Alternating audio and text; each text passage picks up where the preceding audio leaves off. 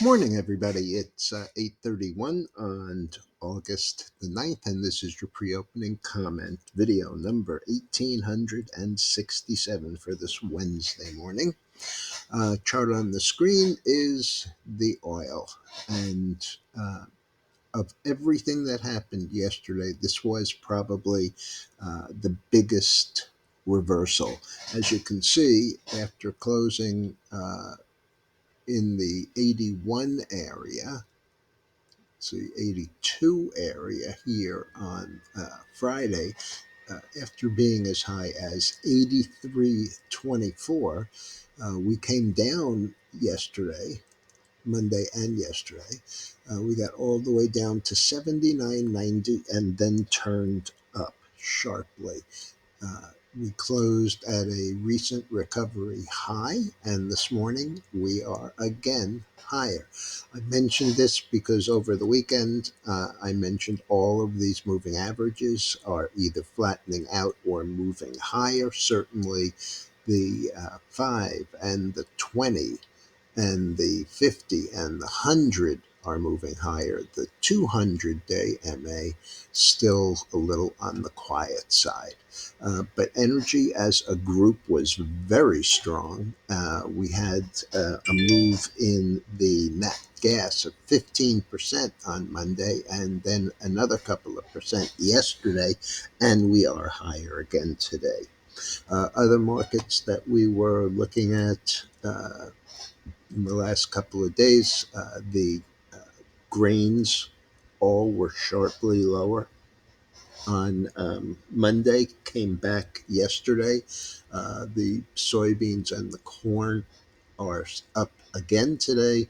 The wheat is giving back a little of its gain, but it had one of the biggest gains and reversals of all of the grains. And we were down here in this area of great support around 620, 625.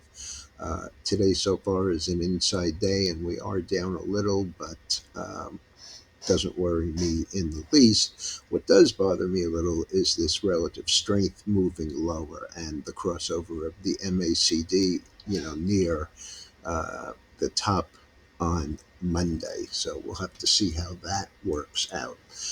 As far as the rest of them, gold is down again just a little. It's in an area that I've pointed out before, 1950. Low today, I think, was 1957. But this is the shortest. I want to show you this because I think it's important. This has been the shortest pullback of any of the big moves higher. Uh, when we went to 2089, we came down 416 points. When we went to 2078, a slightly lower high, we went down 460. This time we made a slightly higher high than the middle one, but still lower, not a new all-time high, 2085.4 versus 2089. But look at this pullback. This pullback has been from 2085 to a low of 1900. That's 185 points versus these 400-point moves. So I'm a little bit on the positive side there.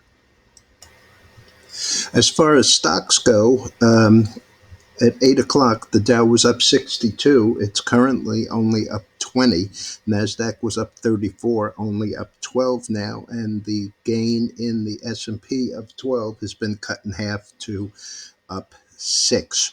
Asia and Europe were mixed, to Europe being slightly higher. Um, let's see, we had Roblox with a miss. Top and bottom line this morning. The stock is 35 and a quarter, down 264. We had Super Micro.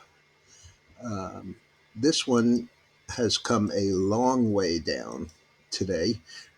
It had beaten by 60 cents, beat on revenues, guided in line, and guided for 24 in line.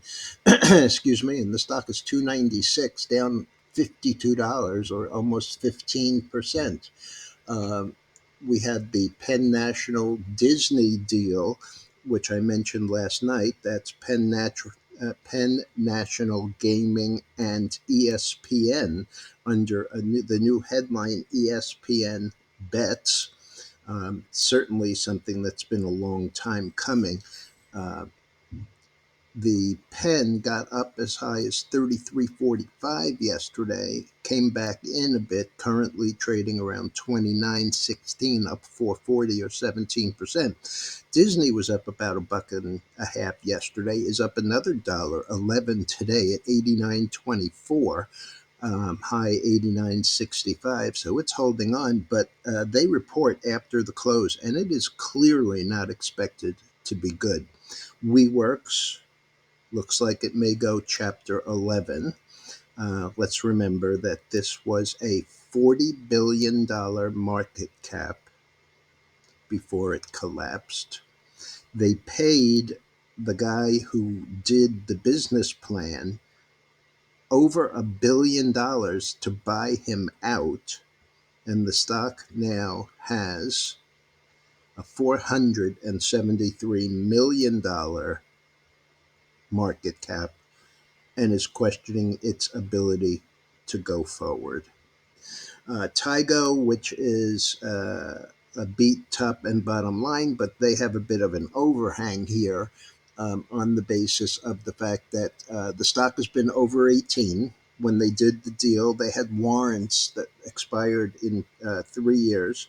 This is the second year, but they get to call them back for a penny apiece um, to exercise if they're not exercised. So the way that it looks right now, that's exactly what they're doing. TYGO closed yesterday at 21, had a high at 21.48, closed 21.30. This morning, after the announcement, the stock has been as low as 12.21. Last is 12.45. That's down 8.81 or 41% because the exercise price was 11.5, which means that they're going to have these exercised, and most likely people are just going to sell the stock into the market. If the stock were to go below 11 and a half, they wouldn't even do that. Why would you pay 11 and a half and a warrant for something you can buy in the open market? This is not uncommon. If you look at a lot of the SPAC deals, that was the same way. Uh, you know, a unit offering as a pipe with warrants attached that are recallable, and that's the way that this one is going. Also, one more that I'll give you, Doximity, DOCS.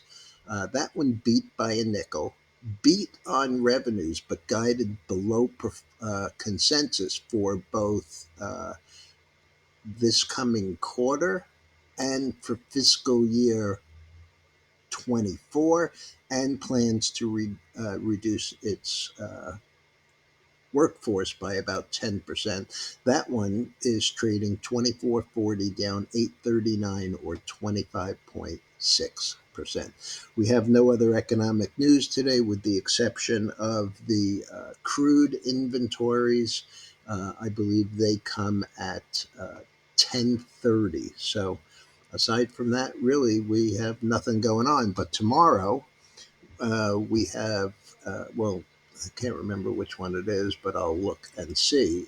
Tomorrow, we have CPI and core CPI at 8:30. We also, because it's Thursday, it's claims day. We have claims, nat gas inventories, treasury budget, and then on Friday morning at 8:30 we have PPI and core PPI, as well as at 10 o'clock the University of Michigan consumer sentiment.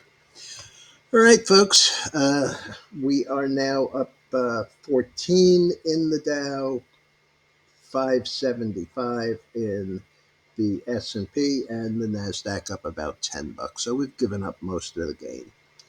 Have a good one.